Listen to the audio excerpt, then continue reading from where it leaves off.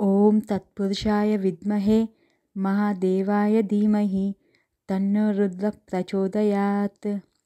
మన భారతీయ సంస్కృతిలో వివిధ విశేష దినములకు చాలా విశిష్టత ఉంది.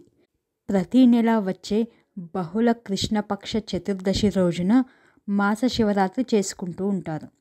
అలాగే మాఘమాసం బహుళ కృష్ణపక్ష చతుర్దశి రోజున వచ్చే మహాశివరాత్రి మరింత ప్రత్యేకమైనది మరియు అత్యంత విశిష్టమైనది.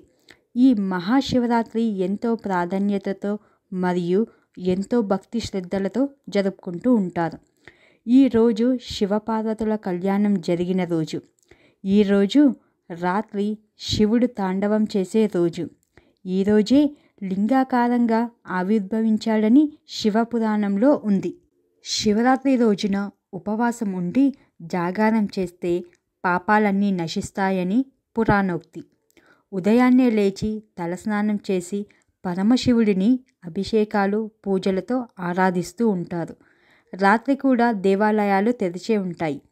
శివరాత్రి రోజున రాత్రి 12 గంటలకు జ్యోతిస్వరూపుడైన శివుడు లింగ రూపంలో దర్శనమిస్తాడని పురాణాలు చెబుతున్నాయి. కావున అభిషేకం చేస్తూ లింగాష్టకం శివ పంచాక్షరి జపిస్తూ దీపారాధనలు చేస్తూ భక్తి ప్రపత్తులతో రుద్రాభిషేకం చేస్తారు. శివపార్వతుల కళ్యాణం కూడా చేస్తారు. శివరాత్రి పర్వదినానికి ఉపవాసం మరియు రాత్రి జాగారం అతి ముఖ్యం.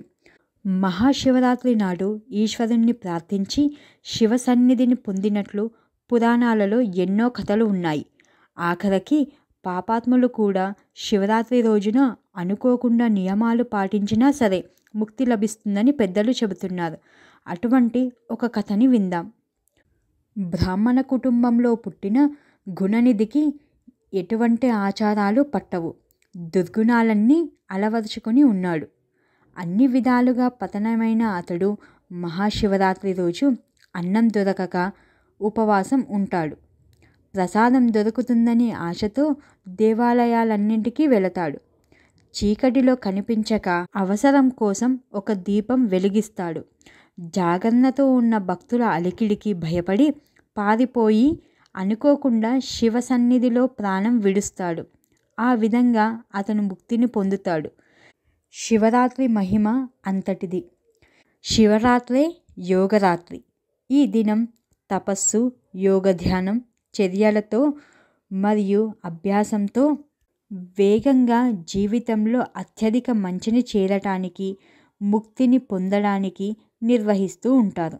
ఈరోజు ఉత్తర ధ్రువంలోని గ్రహస్థానాలన్నీ బలమైన ఉత్ప్రేరక చర్యలతో ఉండడం వలన ఒక వ్యక్తిలోని ఎంత సులభంగా ఆధ్యాత్మిక శక్తి పెరగడానికి సహాయపడుతూ ఉంటాయి.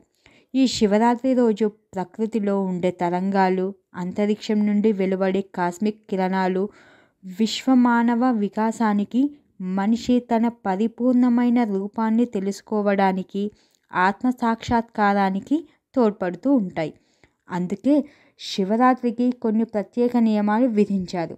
మనము కూడా సాధ్యమైనంత వరకు ఉపవాస దీక్షను చేసి జాగరణం ఉండి ఆ మహాశివుని అనుగ్రహానికి పాత్రులవుదాం.